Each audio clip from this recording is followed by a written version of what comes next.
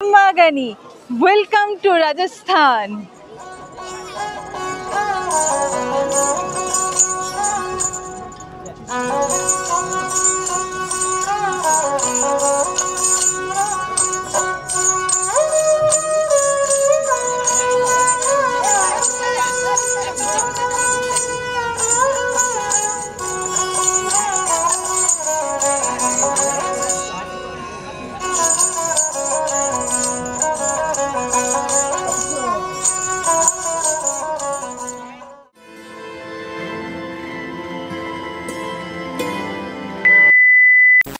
Hello everyone, আমাদের রাজস্থান সিরিজের আরেকটা এপিসোড নিয়ে তোমাদের সামনে চলে এসেছি। আজকে আমি তোমাদের সবাইকে ঘুরে দেখাবো এক অন্যান্য ঐতিহ্য স্থান, আম্বের দুর্গ বা আমের ফোর্ট।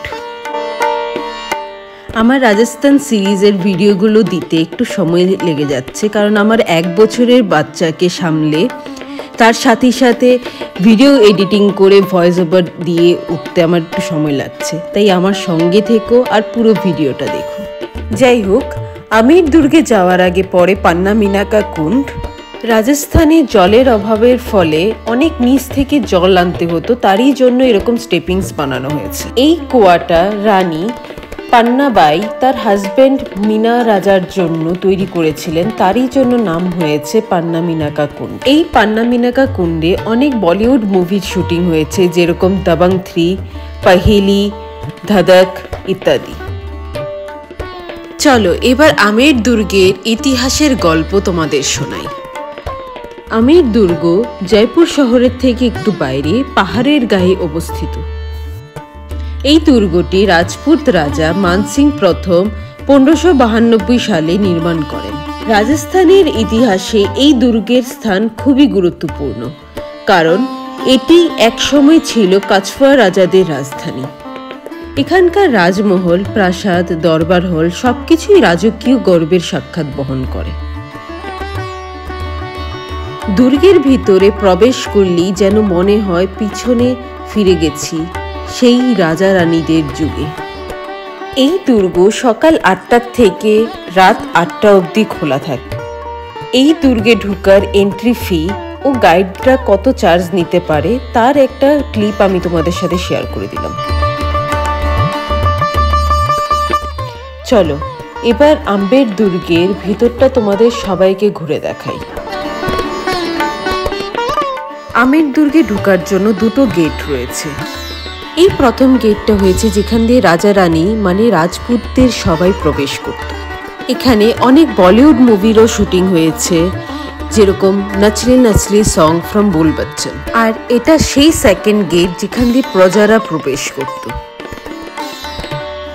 এই যে বাউন্ডারি ওয়াল দেখা যাচ্ছে, সেখানে আগে স্টেয়ারের মাধ্যমে উঠে যাওয়া যেত, বাট একটা অ্যাক্সিডেন্টের ফলে এই গভর্নমেন্টের দ্বারা বন্ধ করে দেওয়া হয়। এই দুর্গের প্রধান 4টি অংশ আছে: দিওয়ানে আম, দিওয়ানে খাস, শীষমহল এবং সুখনিবাস। এটা হলো দিওয়ানে আম, যেখানে রাজা প্রজাদের সাথে সামনাসামনি বসে ওদের অসুবিধার কথা শুনতেন। এই প্রাসাদের সৌন্দর্য যেন মনোমুগ্ধ করে দেয়।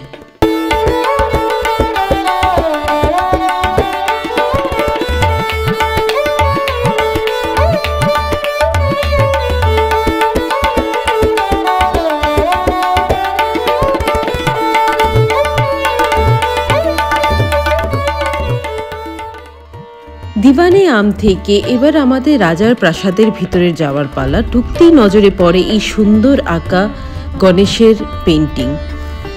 ঢুকতে গিয়ে আরেকটা পেন্টিং চোখে পড়ে, যা সামনের থেকে দেখলে মনে হয় সাধারণ পেন্টিং, কিন্তু সূর্যের আলো পড়লে সেই পেন্টিংয়ের রঙই চেঞ্জ হয়ে যায়। এই রং নয়, এর 22 ক্যারেট গোল্ড দিয়ে বানানো হয়েছিল। এই দরজার পিছনে ছিল রাজার ভোজনশালা মানে ডাইনিং হল। এটা হয়েছে আমের ফোর্টের দ্বিতীয় অংশ মানে দিওয়ানে খাস। দিওয়ানে খাস মানে হয়েছে এখানে রাজা নিজের মন্ত্রী বা ইম্পর্টেন্ট গেস্টদেরকে নিয়ে সভা বসাতেন। রাজার 2 রানী ছিল, যার মধ্যে একজনের নাম ছিল চন্দ্রাবতী, আরেকজনের নাম ছিল কঙ্কা দেবী। রানীদের এটা গ্রীষ্মকাল বা বৃষ্টির সময় থাকার বাসস্থান ছিল। এখানে রানীরা যখন বৃষ্টি হতো তখন এই জায়গায় এসে আরাম ফরমাতো। ওই যে স্লোপিং প্ল্যাটফর্মটা দেখা যাচ্ছে, ওইখান দিয়ে ঠান্ডা ঠান্ডা জল আসতো, যেটার সাথে দাসী পারফিউম মিশিয়ে দিত, আর রানী তা দোলনায় ঝুলতে ঝুলতে উপভোগ করত। এক কথায় বলা যায়, পায়ে ঠান্ডা ঠান্ডা জল লাগলে রানীর মাথা ঠান্ডা থাকতো। সেই দুই রানীর জন্য খাস দুটি বেডরুম বানানো হয়, যার দরজা বানানো হয় স্যান্ডেলউড মানে চন্দন কাঠ দিয়ে, আর হাতির দাঁত দিয়ে কারুকার্য করা হয়। এখানে ম্যাক্সিমাম হাতির দাঁতের কাজগুলোকে মানুষজন উঠিয়ে নিয়ে চলে গেছে, তাই গভর্নমেন্ট থেকে গ্লাস দিয়ে সিল করে দিয়েছে।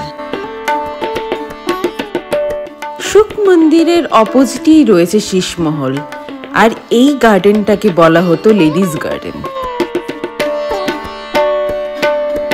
এই গুপ্ত করিডোর জুড়ে রেখেছে শীষমহল ও সুখ মন্দিরকে। এই শীষমহল বানানো হয়েছিল রানীদেরকে তারা দেখানোর জন্য।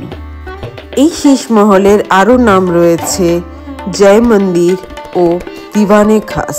এখানে রাজা তার সব খাস মন্ত্রীদেরকে নিয়ে বৈঠক করতেন ও ইম্পর্টেন্ট গেস্টদের সাথে দেখা সাক্ষাৎ করতেন। এই শীষমহলটা বানিয়েছিলেন জয় সিং, তারই জন্য নাম পড়েছে জয় মন্দির। এখানে কয়েকশো কোটি কাজ দিয়ে কারুকার্য করা হয়েছিল। এই কাজগুলো আনা হয়েছিল বেলজিয়াম থেকে। এই যে গোল গোল গ্লাসগুলো দেখা যাচ্ছে, সেগুলি যখন চাঁদের আলোয় আলোকিত হতো তখন মনে হতো শীষমহলকে ঘিরে রয়েছে কয়েকশো কোটি তারা।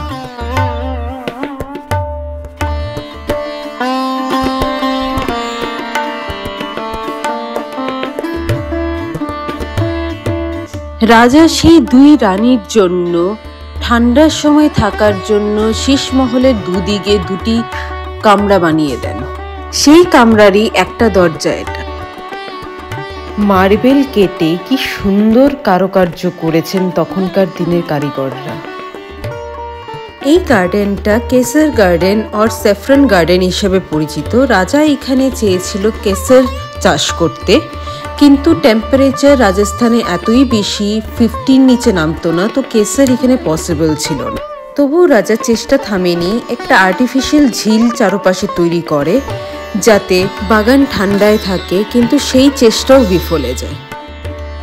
এবার চলো তোমাদেরকে নিয়ে চলি এই প্রাসাদের সবচেয়ে পুরনো অংশ, যেটা বানিয়েছিলেন মানসিং প্রথম 1590 সালে তার 12 রানীর জন্য। এখানে মানসিং নিজের 12 জন রানীর জন্য আলাদা আলাদা কামরা তৈরি করে, যেটা নিজের বাসস্থানের সাথে লিঙ্কড আপ ছিল এক গোপন করিডোরের দ্বারা। রাজা কোন সময় কোন রানীর কাছে কখন যাচ্ছেন সেই হদিশ যাতে অন্য রানী না বুঝতে পারে, তারই জন্য একটা গোপন করিডোর নির্মাণ করেন। তা প্রত্যেক রানীর ঘরের সাথে সংযুক্ত ছিল একটি সিঁড়ির মাধ্যমে।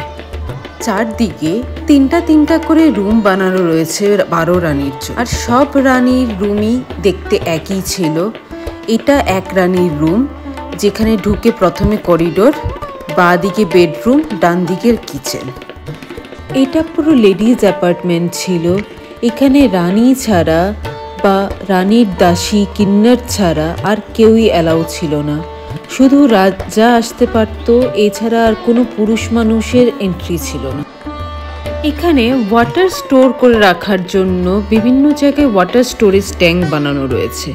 যেরকম এটা মানসিং প্যালেস, অ্যান্ড মানসিং প্যালেসের এই নিচে পুরো ওয়াটার স্টোরেজ ট্যাঙ্ক বানানো, যেখানে বৃষ্টি হলে জল জমিয়ে রাখার ব্যবস্থা রয়েছে। এই জায়গাটাকে লেডিস কোর্ট হিসাবেও বলা হয়। যদি কোনো রানীর কোনো সমস্যা হয়েছে তাহলে এখানে তার সমস্যার সংবিধান বের করা হতো। এই জায়গায় বসে রাজা রানীরা নৃত্য সঙ্গীতের পরিবেশনাও দেখতেন। এবার চলো তোমাদেরকে দেখাই প্রাসাদের সবচেয়ে লাস্ট অংশ, যেখানে বানানো রয়েছে একটি গুপ্ত টানেল, যেটা সরাসরি গিয়ে উঠে জায়গার ফোর্টে।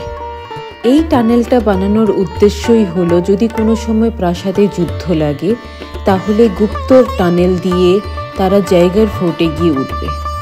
যোধা আকবর মুভিতে এই কড়াইটা ইউজ করা হয়েছিল, যেখানে যোধাবাই রান্না করেছিল আকবরের জন্য। সেই কড়াইটা এখানেই প্রোডাকশন হাউস রেখে চলে গেছে দর্শকদের দেখানোর জন্য। এই মাটির পটটা 350 সাল পুরনো। একে মাটির মধ্যে পুঁতে রাখতো যাতে জল ঠান্ডা থাকে।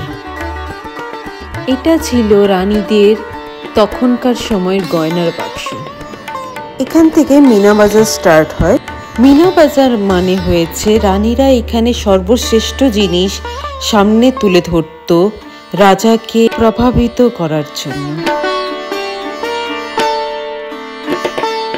প্রাসাদ থেকে বেরোতে বেরোতে নজরে পড়ে এই ম্যাগাজিনগুলো, যেখানে এখনকার প্রেজেন্ট রাজা ও রানীর ফটো দিয়ে বা ওর বায়োগ্রাফি নিয়ে পুরো ম্যাগাজিন তৈরি করা।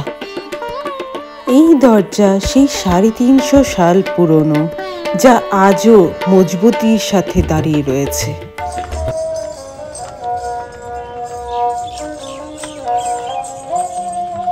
দুর্গের প্রস্থানের পথ ধরে আমরা এগিয়ে চলেছি আমাদের গাড়ির দিকে। গাড়িতে উঠে আমরা সেদিন ফিরে এলাম সরাসরি হোটেলে। যারা যারা আমার এই ভিডিও দেখে আমির ফোর্ট ভিজিট করার প্ল্যান করছো, তাদের জন্য কিছু টিপস বা সাজেশন আমার তরফ থেকে।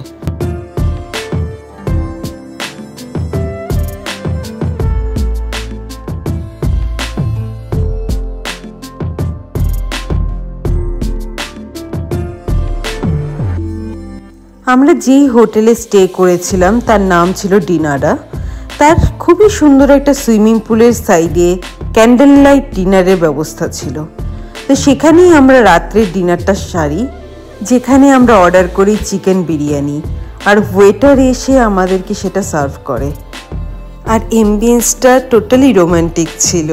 সুইমিং পুল, তারই সাথে ক্যান্ডেল লাইট ডিনার, আর তারই সাথে রয়েছে ওপেন স্কাই। এই সুন্দর মুহূর্ত অনুভূতি করতে করতেই আমরা দিনটাকে শেষ করলাম সেদিনের মতো।